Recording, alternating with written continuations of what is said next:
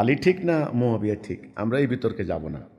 আমাদের আন্দোলনের যিনি প্রতিষ্ঠাতা তিনি বলেছেন যে এটা অনর্থক বিতর্ক, আবার ওই পুরনো ১৫০০ বছর আগের এই যে দুঃখজনক ঘটনাকে সামনে এনে আবার নতুন করে জাতির মধ্যে বিভাজন বিভক্তির তো প্রয়োজন নাই।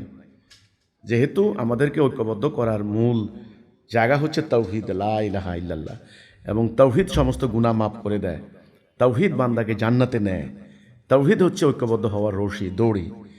আমাদের এখন কথা হচ্ছে এটা, ওটা যেটা গেছে গেল, সেটা নিয়ে আমরা আসলে মুয়াবিয়াকে অসম্মান করতে রাজি নাই এবং আলী রাদিয়াল্লাহু তাআলা আনহুকেও অসম্মান করতে রাজি নাই। আবার একজনকে একেবারে সম্মানের জায়গায় উচ্চাসন দিতে দিতে দেবতার আসনে নিয়ে যাব, আরেকজনকে একেবারে শয়তানের নিম্নস্তরে নামিয়ে ফেলবো, এই নীতিতে আমরা নেই।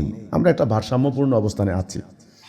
এখন ইতিহাস নিয়ে যারা গবেষণা করবেন, গবেষক, উচ্চ পর্যায়ের যারা ঐতিহাসিক বা গবেষক আমরা বলবো, তারা বিভিন্ন মতামত দিতে পারেন, গবেষণা করতে পারেন।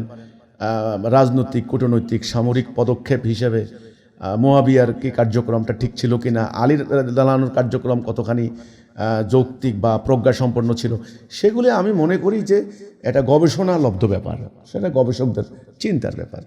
কিন্তু সাধারণ জনগণের মধ্যে এটা নিয়ে বিভক্তি সৃষ্টি করা, আলোচনা করা, ফতোয়া দেওয়া, যে মুয়াবিয়াকে গালাগালি করা, আলীকে গালাগালি করা, এই ব্যাপারগুলি আমি মনে করি বন্ধ হওয়া দরকার।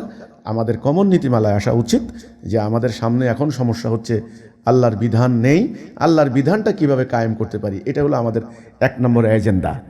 যেটা অতীতে রাজনৈতিক গোলযোগ, ভাতৃঘাতী সংঘাত চলে গিয়েছেন, সেগুলি তো গেছে। আমি একটা ঘটনায় খালি শেষ করে দিচ্ছি।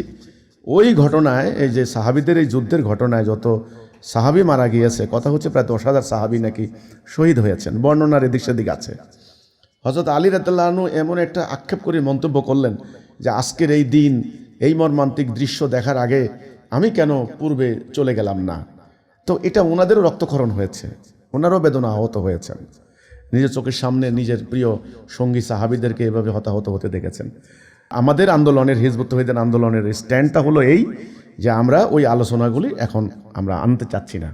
আমাদের হিজবুত তৌহিদের কেউ যেন হযরত মুয়াবিয়া রাদিয়াল্লাহু তাআলা আনহু ওনাকে গালাগালি না দেয়, বা হযরত আলী রাদিয়াল্লাহু আনহু ওনাকে ধরেন অসম্মান না করে।